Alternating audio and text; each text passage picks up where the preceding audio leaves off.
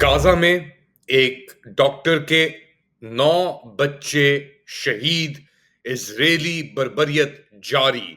पाकिस्तान ने आलमी एक और रिकॉर्ड कायम कर लिया, मगर हज़्ब मामूल के मुताबिक किसी अच्छी चीज में नहीं।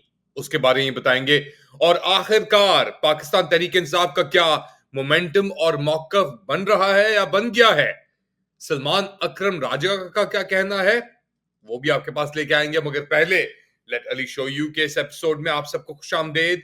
Do like, subscribe and share this content. बात शुरू करते हैं इजराइल फस्तायत और बर्बरियत। गाजा में तकरीबन 80 लोग पिछले 24 घंटे के अंदर शहीद किए गए।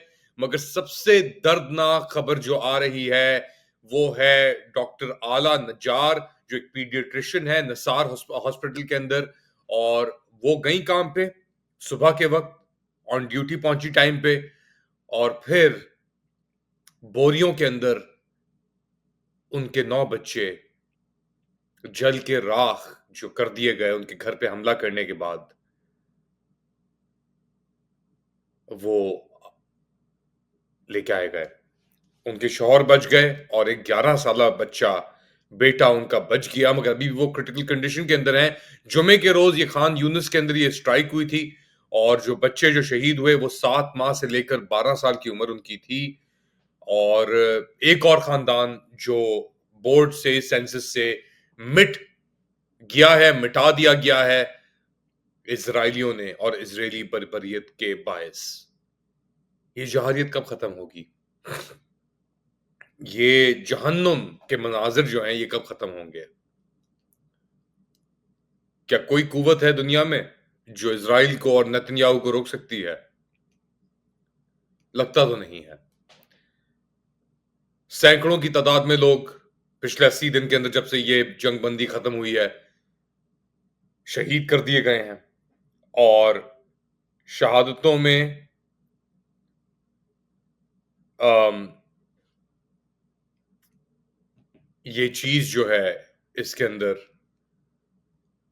चीजें बद से बदतर होती जा रही हैं। और दुनिया की खामोशी भी सामने बहुत अब ऊंच से आई है। यानी जितनी खामोशी है कि वो अब इतनी भारी हो चुकी है ये खामोशी, क्या पता समझ नहीं आ रहा कि यार क्या हो रहा है, ये क्यों हो रहा है ये, और क्या कोई चीज है जिससे रोक सकती है? मेरे ख्याल से नहीं, क्योंकि बदले की जब ये साइकिल चलेगी ना, तो वो फिर भागे ही बढ़ती है। बदला यानी रुकता नहीं है।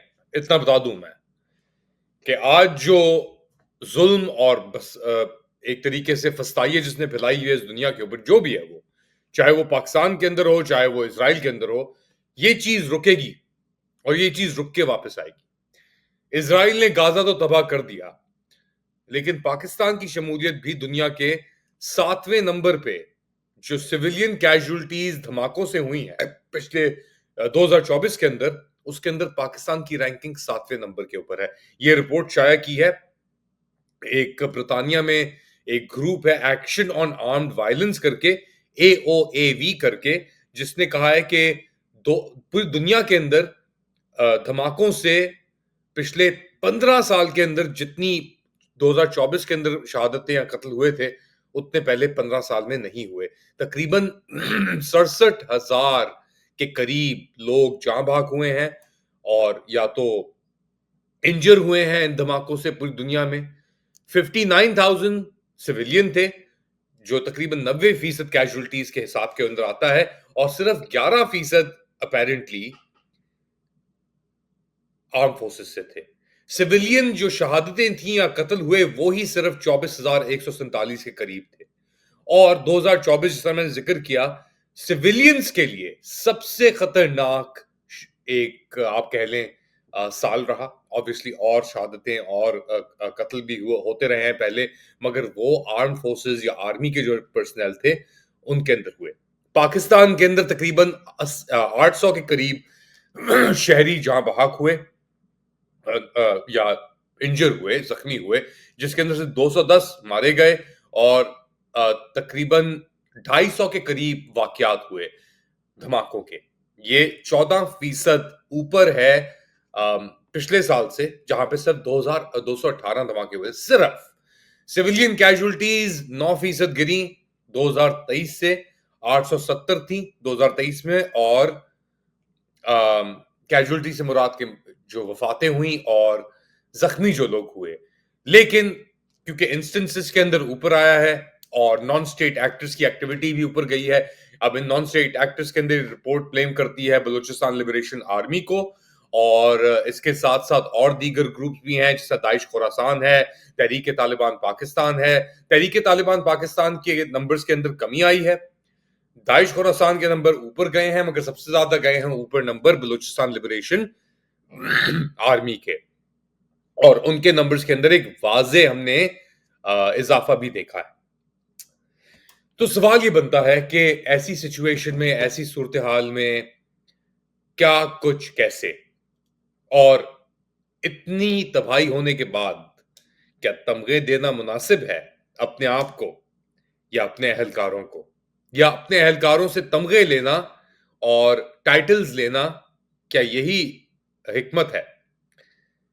अभी एक सेरेमनी मुनक्किद की गई जहां पे आर्मी चीफ ने खिताब भी किया और शुक्रिया किया सियासी जमातों का हिंदुस्तान के खिलाफ बर्बरियत को सपोर्ट करने का।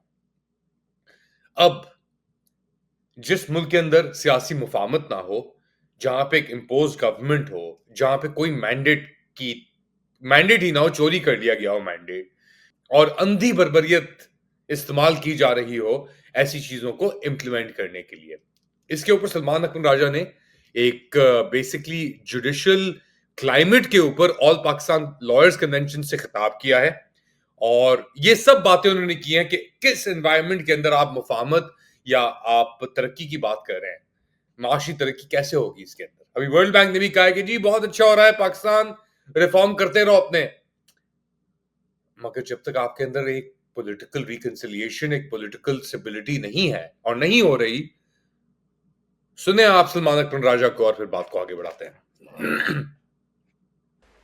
उनका मकसद पाकिस्तान में आज़ाद अदलिया को ख़त्म करना था, पाकिस्तान में शहरियों की आज़ादी को ख़त्म करना था, पाकिस्तान में एक खौफ का निज़ाम कायम करना था। और जिन लोगों ने 26वीं आईनी तरमीम के पास होने में साथ दिया जाबिर कुव्वतों का, वो हमारे मुजरिम हैं और आखिर तक हमारे मुजरिम रहेंगे, उनको माफ नहीं किया जा सकता। अच्छा, ये तो सलमान अकबर राजा ये से सब कुछ बता दिया कि यार ये सब कुछ हो रहा है। दूसरी जानिब जो फॉर्म 47 की गवर्नमेंट है उसकी भी हवा निकली हुई है। हाँ, आपको लोन्स मिल रहे हैं, कर्जे मिल रहे हैं, रोल ओवर तकरीबन 16 अरब डॉलर मुत्तहदा अरब अमीरात, सऊदी अरेबिया और चीन ने किए हैं, और आपके असली जो रिजर्व्स हैं, ये शहबाज राना की रिपोर्ट आई है, 3.3 अरब डॉलर सिर्फ आपकी असली वो है, यानी 16 अरब आप रोल ओवर कर चुके हैं, सिर्फ 3.3 बिलियन डॉलर आपके पास असली रिजर्व्स बचे हुए हैं। अब आप अंदाजा लगा लेंगे 3.3 बिलियन डॉलर आपके पास रियल रिजर्व्स हो अगर, तो फिर आपका काम कैसे चलेगा? इसके बावजूद एहसन इकबाल अरिस्तु वो क्या कह रहा है, उसको भी सुनते हैं, फिर बात को आगे बढ़ाते हैं। समझता हूँ कि इस वक्त ये हमारा कौमी फ़र्ज़ है कि हम इस बजट के अंदर अपनी दफाई सलाहियत को मजबूत करने के लिए मुसल्लह फ़ौज को वो वसाइल फराहम करें जिनसे पाकिस्तान का दिफा मुस्तकबिल में भी महफूज रहेगा, चूँकि ये बात साबित हो गई है कि हमारा हमसाया एक ख़तरनाक दुश्मन है। तो ये थे अरस्तु एहसन इकबाल, और ये कह रहे थे हम डैम भी बनाएंगे और हम दिफाई बजट के इजाफा भी करेंगे। अब 3.3 बिलियन डॉलर के साथ आप क्या कुछ कर सकते हैं एक पाकिस्तान जैसे मुल्क के लिए? आप लोग क्या समझते हैं बताएं मुझे कमेंट सेक्शन के अंदर। Do like, subscribe and share this content. अपना ख्याल रखिएगा, अगली बार तक।